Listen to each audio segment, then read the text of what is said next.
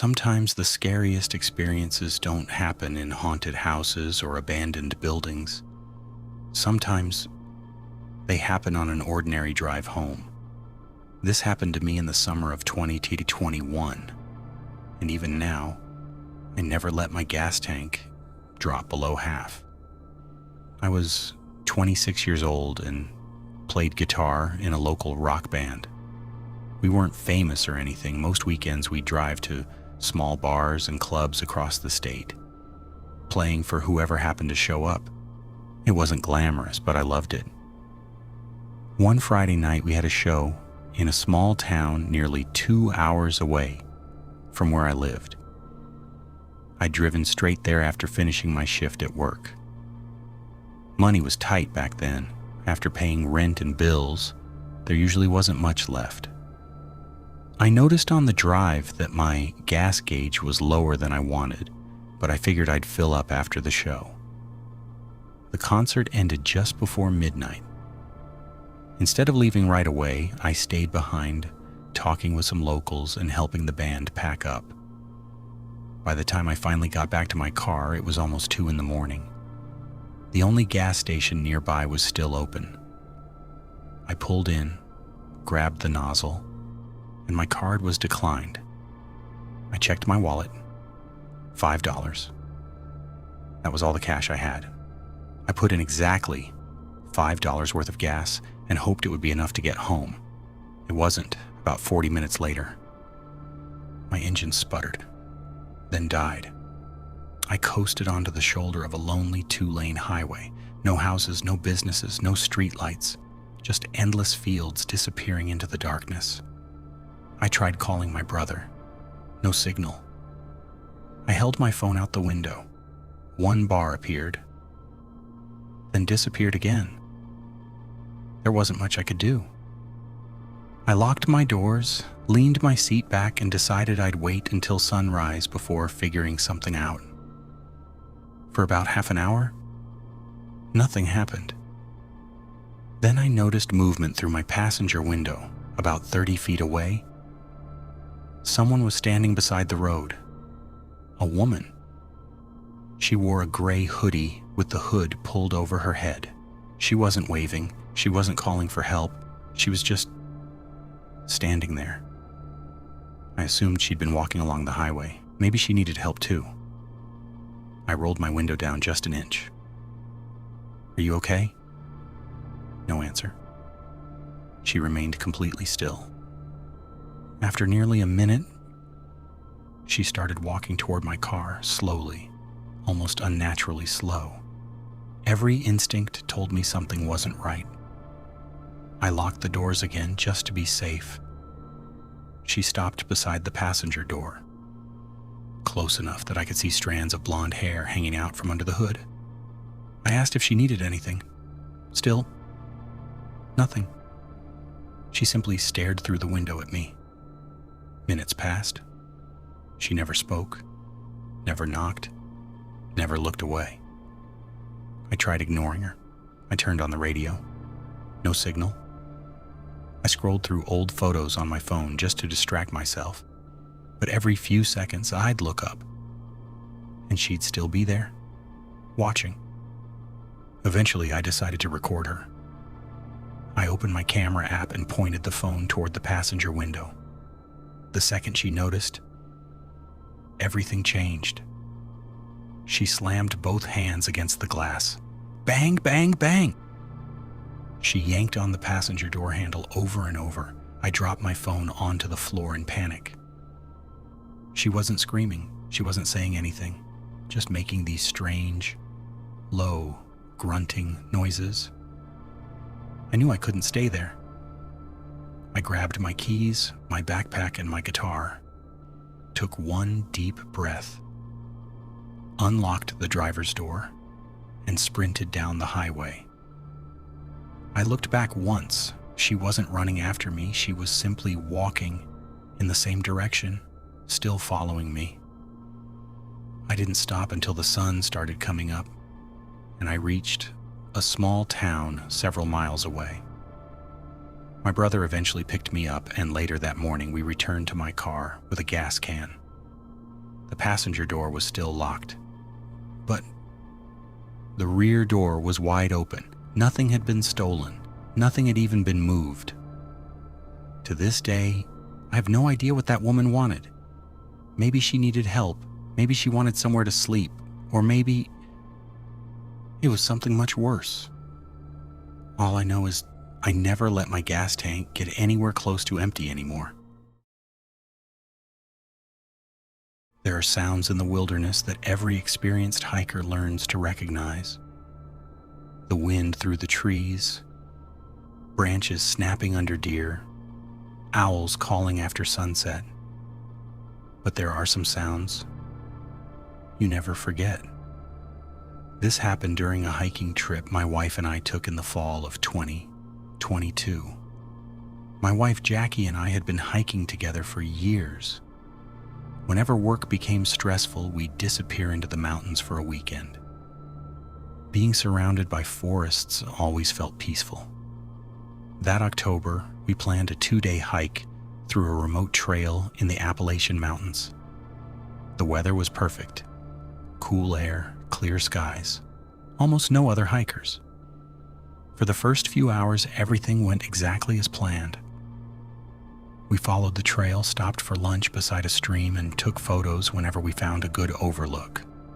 Around 3 in the afternoon, Jackie suddenly stopped walking.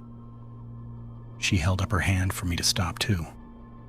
"Did you hear that?" I listened. Nothing. I didn't hear anything. She kept staring deeper into the trees. Then I heard it. A scream far away.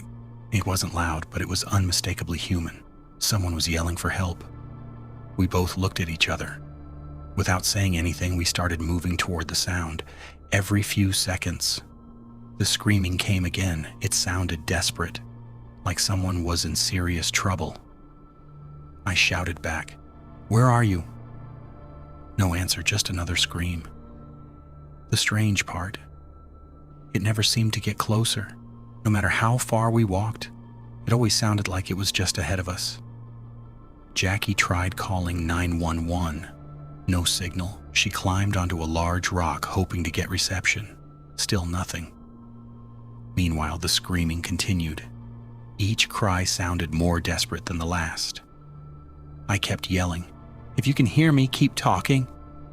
Nothing. Just more screams. After almost 15 minutes of searching, the screams suddenly stopped. Completely. The silence felt worse than the noise. I kept calling out. Nobody answered. We searched the area for another 20 minutes. Finally, I spotted something hanging from a low tree branch. It was a backpack, old, covered in dirt. There was no one nearby. I opened it. Inside was only a phone charger, a small pocket knife, and a folded thank you card signed, "Love, Mom." That was it. No wallet, no phone, no identification. Just those 3 things. A few minutes later, Jackie finally found enough signal to call emergency services. About 45 minutes later, park rangers arrived. We explained everything, the screams, the backpack, the direction we'd followed. They searched the entire area for hours. They never found anyone, no injured hikers, no campsites, no signs of a struggle, nothing. We drove home that evening completely shaken. Over the following weeks, I checked local news every day. I expected to hear about a missing person or someone being rescued. There was nothing. Months passed, still nothing. Out of curiosity, I contacted one of the rangers we'd spoken to. He remembered us immediately. Then he told me something that still bothers me. They had searched for days. The backpack had never been connected to any missing person. No family claimed it. No fingerprints matched anyone in their system. And no reports had ever been filed about someone screaming in that area. To this day, Jackie and I still hike, but not nearly as often, because whenever the forest becomes too quiet, I can't help remembering those screams and wondering, who we were trying to save, and why we never found them. Most people visit abandoned places hoping to experience something paranormal: ghosts, shadows, unexplained noises. But sometimes, the scariest thing hiding inside an abandoned building is very much alive. This happened during a road trip in the summer of 2020. My girlfriend, Tanya, and I had just graduated from high school. Before leaving for different colleges, we decided to spend the summer taking road trips across New England. We visited old towns, roadside attractions, and places rumored to be haunted. Neither of us actually believed in ghosts. We just thought it would be fun. One evening while driving through a small town, we spotted an abandoned church with what looked like an old Catholic school attached to it. The building looked like it had been empty for decades. Broken windows, overgrown weeds, peeling paint. It looked like something straight out of a horror movie. I joked that we should see if we could get inside. To my surprise, Tanya actually wanted to. We parked behind the building where the trees hid our car from the road. Every entrance we tried was locked. Then we found a side door leading into the gymnasium. It slowly creaked open. Inside, the air smelled damp and stale. Dust floated through the beams of moonlight, coming from broken windows. Old basketball hoops still hung from the walls. Everything else had been left exactly as it was years ago. We wandered through the empty classrooms, old desks, faded chalkboards, books scattered across the floor. It honestly felt more fascinating than scary. The entire school was shaped like a cross. A long central hallway connected two wings of classrooms. After nearly 20 minutes of exploring, we heard it, noig, crash. It sounded like glass breaking somewhere farther down the hallway. I stepped into the corridor and looked toward the sound. Nothing. Just darkness. I told Tanya it was probably a raccoon. Then, something moved. At the far end of the hallway, a dark shape slowly passed across one of the classroom doorways. I froze. It was too tall to be an animal. I quickly stepped back into the classroom.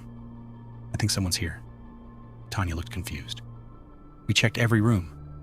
I know what I saw. We stood there listening. For nearly a minute. Nothing. Then, footsteps. Slow. Heavy. Walking toward our classroom, they stopped directly outside the door. Neither of us dared breathe. After several seconds, the footsteps continued down the hallway. I carefully looked through the small window in the classroom door. The hallway was empty. Whoever we'd heard was gone. We decided it was time to leave. The gym entrance was only about 100 feet away. We counted to 3, opened the door, and ran. The moment we reached the hallway, heavy footsteps exploded behind us, not walking anymore, running, fast. Whatever it was, sounded like it was only a few feet behind us. We sprinted into the gym without looking back. When we finally turned around, there was nobody there. The gym was completely empty. We reached the exit door we'd entered through earlier. I grabbed the handle. It wouldn't move. I pulled harder. Still locked. That made no sense. We had walked through that same door less than half an hour earlier. Now it refused to open. Panic started setting in. We knew we couldn't stay there.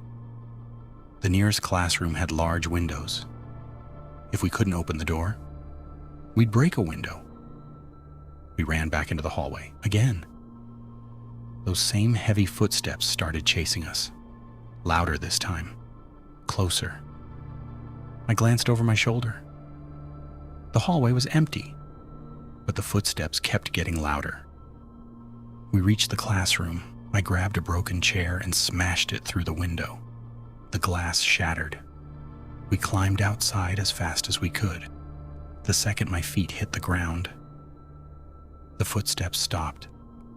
Completely. We didn't wait around. We sprinted to the car, locked the doors, and drove away without saying a word.